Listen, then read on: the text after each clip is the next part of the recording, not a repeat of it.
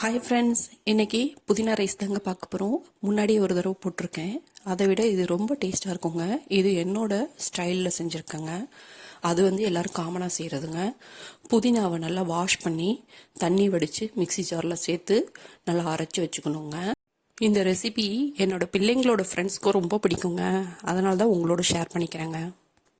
ஒரு பெரிய பல்லாரி வெங்காயம் கட் பண்ணி வச்சுருக்கேன். பழுத்த தக்காளி ஒன்று கட் பண்ணி வச்சுருக்கேன். ஒரு துண்டு தேங்காவை சின்ன பீஸாக போட்டு வச்சுருக்கேன். சின்ன நெல்லிக்காய் சைஸில் புளி கொஞ்சம், ஒரு 5 பல்லு பூண்டு கீறி வச்சுருக்காங்க. இதெல்லாம் எண்ணெயில் வதக்கி எடுக்க போகிறோங்க. கொஞ்சம் தேங்காய் எண்ணெய் சூடு இருந்ததும் ஒரு காஞ்ச மிளகாய் வறுத்து தனியாக எடுத்துக்கிறேங்க. அதுக்கப்புறமா பூண்டு நல்லா செவக்க வறுத்து எடுக்கணுங்க, கறியக்கூடாதுங்க. அதோடவே வெங்காயமும் சேர்த்து வதக்கிக்கணுங்க. அதோட தேங்காய் சேர்த்துக்கலாங்க.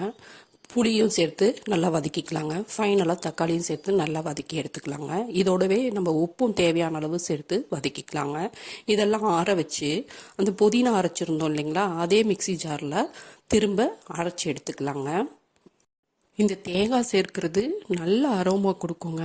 தேங்காய் எண்ணெயில் என்ன சமையல் செஞ்சாலும் நல்ல மணமாக இருக்குங்க. ரெண்டுமே சேர்ந்துருக்கிறதுனால இந்த ஃபுட்டுக்கு நல்ல என்ரிச்சான டேஸ்ட் கிடைக்குங்க. இப்போது எண்ணெய் சூடு இருந்ததும் கடுகு போட்டு பொரிய விட்டுருவோங்க. உடனே உளுந்து கடலைப்பருப்புலாம் நம்ம தேவையான அளவு சேர்த்துக்கலாங்க. ஒரு காஞ்ச மிளகாவை கிள்ளி சேர்த்துக்கிறோங்க. அதோட ஒரு 1/4 ஸ்பூன் அளவுக்கு மஞ்சத்தூள் சேர்த்துக்கிறோங்க. அதுக்கப்புறம் புதினா அரைச்சி வச்சுருந்தோம் இல்லைங்களா, அந்த விழுதை சேர்த்துக்கிறோம். அதுக்கப்புறம் தக்காளி வெங்காயம் அரைச்சி வச்சுருந்தோம் இல்லைங்களா, அந்த விழுதையும் சேர்த்துக்கிறோம். ரெண்டையும் நல்லா மிக்ஸ் பண்ணிவிட்டு உப்பையும் செக் பண்ணிக்கலாங்க. வடித்து வச்சுருந்த ரைஸையும் சேர்த்து நல்லா கிளறணுன்னா செம்ம வாசமாக இருக்குங்க. இந்த டேஸ்ட்டும் அட்டகாசமாக இருக்குங்க. இது முன்னாடி எதுவும் போட்டி போட முடியாதுங்க. நீங்கள் ஒரு தடவை ட்ரை பண்ணி பாருங்கள். அப்போ தான் இது டேஸ்ட் உங்களுக்கு தெரியும். வேறு ஒரு வீடியோவில் பார்க்கலாம். தேங்க்யூ.